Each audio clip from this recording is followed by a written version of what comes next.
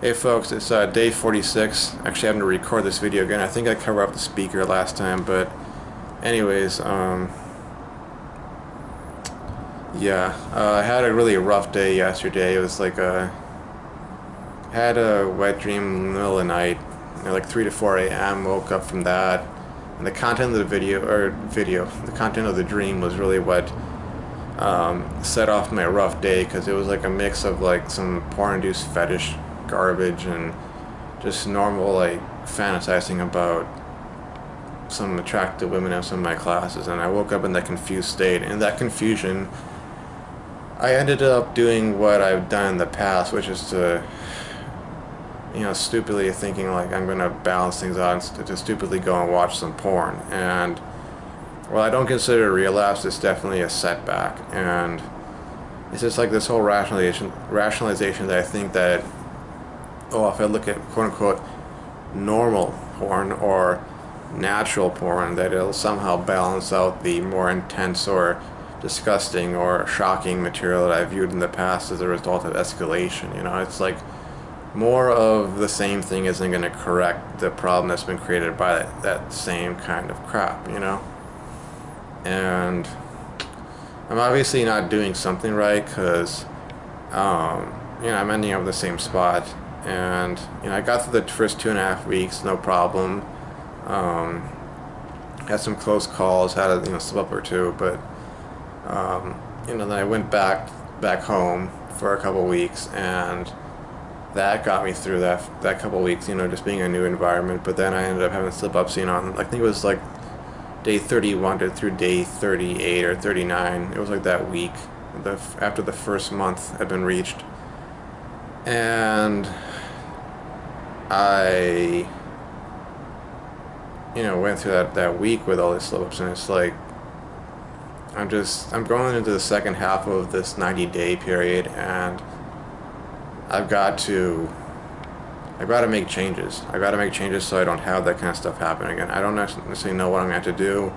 I have shut off my cell phone, which is my main access point to any of this material, and it's kind of a redundant thing. I don't necessarily need it. So I shut that off, and I'm probably going to put that in like an envelope and send it back to my folks and just have them keep it for me for, a few months until the semester is done and over with. And my dad in particular, because he's kind of been my accountability partner in a sense for this whole Nofap thing. He's the only one I really talk to like in earnest about it, because it's not that he doesn't judge per se, but he tries to understand and be rational and respectful, whereas it'd be uncomfortable to talk to my mother about it for obvious reasons. And my sister, well, even though she has her own addictions just like my mom does, she would judge me for, and that wouldn't help. So I've only talked to my dad about it, but I'm gonna put away the cell phone for a while, and I just gotta fill up my time with more productive, helpful things, and just get on with my life. And I gotta shut that door, so to speak, shut the door back to PMO land. One of the things I have also tried to do is, since recording this video, and okay, anyways, one of the things I have realized is that all these actions, these habits, this whole lifestyle, it arises from thought, And so I've had to monitor my thought far more often, because one of the things I've done in the past, like for years, that has inevitably led to me wanting to look at porn and rub one out, has been just fantasizing, period. I get bored, or I get exhausted, or I get anxious, and it's like I want to lay back and fantasize about sex with some hot woman, And I've recently just tried, that I've basically tried that to do this whole thing where if those thoughts start happening, I get up and I go do something else. I put my mind on something else. I get active, I get physically active, exercise wise. Like, for instance, today I went to the gym and I did a cardio workout where I burned like, I think somewhere between 250 and 300 calories.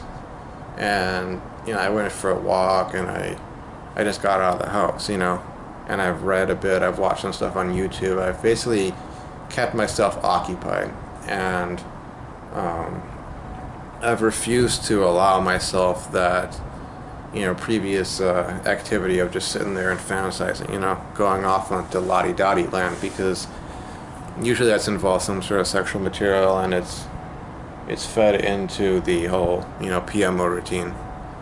Um, yeah, sorry, I'm sitting in, I guess, what's a sort of a bus terminal or so on campus, and occasionally I hear things move around, so look around a bit. But anywho, other than putting in the work to just change my habits and make sure that I don't slip back into those ways of thinking which lead to actions, yeah, I just gotta apply that kind of stuff, because I may have viewed some of that material yesterday, like in bouts of maybe like half an hour or so at a time, but well, I don't consider a relapse. It's definitely something that's holding me back. I mean, I've done this sort of like mental calculation or so, based off of, I think it was this guy Gabe something or other. I think he's the one who started your brain rebalanced. But he basically talked about how long it took him to get off of, get rebooted, or what, to the point where he considered himself rebooted from being addicted to PMO. And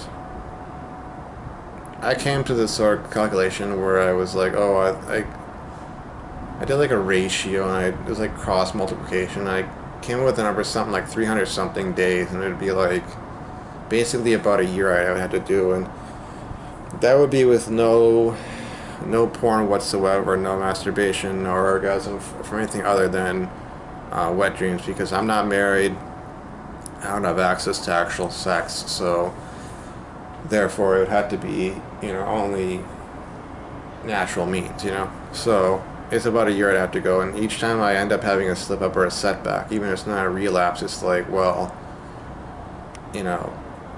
it might not literally be day one in terms of relapses, but it is kind of is day one in terms of, or maybe not even day one, it's maybe it takes me back a week, a week and a half from where I'm at that point. So if I'm 45 days in like I was yesterday, then it might take me back to day 30, because I definitely don't feel the effects of a relapse or binge session, but I did feel some of the lack of motivation, some of the kind of aimlessness and depression and anxiety and such, but it wasn't anywhere near to when I relapsed. I just do it once and that's it. That would feel way worse than what I'm feeling now, especially after the exercise I got through. Or worse would be a binge session that would just knock me on for days, or even weeks. But yeah,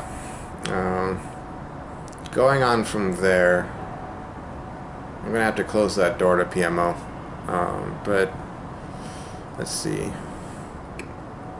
One other thing I want to talk about, I know I'm kind of rambling a bit, but I guess the final thing I want to talk about was, I have this big question that I've been wondering about, and you go on the Nofap Reddit or Nofap forums, or you watch these Nofap videos, people talk about the benefits of Nofap, and they talk about like the downsides of PMO, and most of the stuff they seem to focus on is psychological, like depression, anxiety,